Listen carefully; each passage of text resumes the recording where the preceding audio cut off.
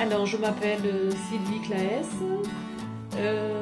j'habite dans le sud de la France, près d'Avignon, près d'Orange plus spécialement.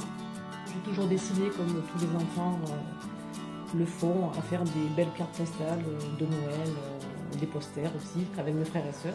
Mais j'ai découvert particulièrement la peinture en 1994, parce que j'ai intégré une société qui fabriquait du carrelage artisanal. Et donc, à force de voir les décoratrices dessiner toute la journée sur du carrelage, des vasques et des plans de travail, eh bien, j'ai décidé de me mettre à l'aquarelle. Et donc, j'ai commencé l'aquarelle que j'ai pratiquée pendant de nombreuses années. Et puis après, la vie étant ce qu'elle est, j'ai stoppé pendant quelques années.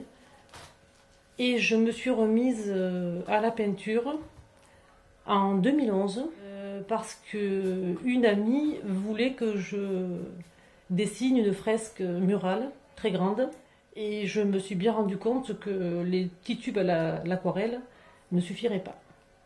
Donc j'ai décidé de prendre des cours de trompe-l'œil, ce que j'ai fait pendant 1 an. Ensuite, je lui ai fait sa belle fresque murale et puis j'en ai fait d'autres à d'autres amis.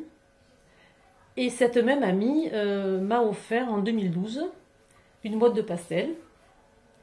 Et ça a été le coup de cœur et le coup de foudre immédiat. Suite au stage de pastel que j'ai gagné grâce au Géant des Beaux-Arts en 2012, j'ai continué sur cette voie. Avec des cours, ça m'a beaucoup aidé, mais je travaille énormément toute seule et puis j'ai pas mal quand même de sujets de prédilection qui me sont chers, comme les animaux, les portraits. Bien que le portrait soit un art excessivement difficile, parce qu'il faut une rigueur exemplaire, eh bien c'est vraiment quelque chose qui me passionne et sur lequel je travaille beaucoup. Voilà. Que quelqu'un s'assoie en face de moi et puis que je lui croque son portrait directement, ce serait le bonheur.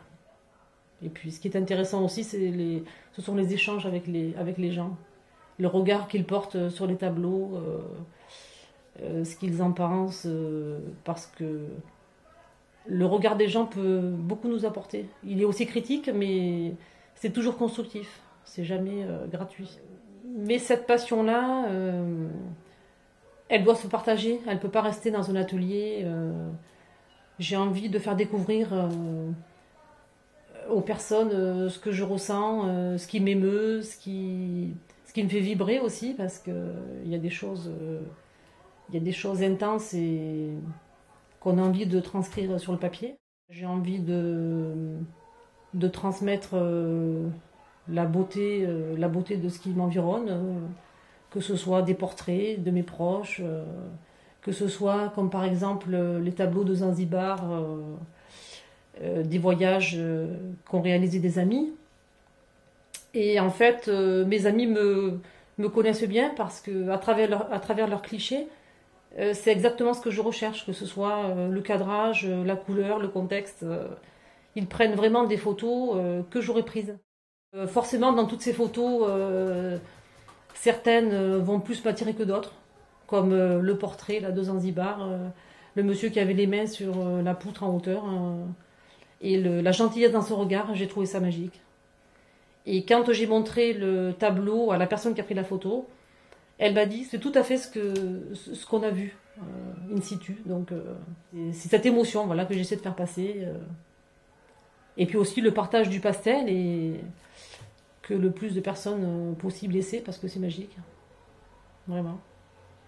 Il y a une sensualité, une finesse. Je dis toujours que travailler le pastel, c'est comme travailler avec le pollen des fleurs. Voilà, c'est aussi délicat.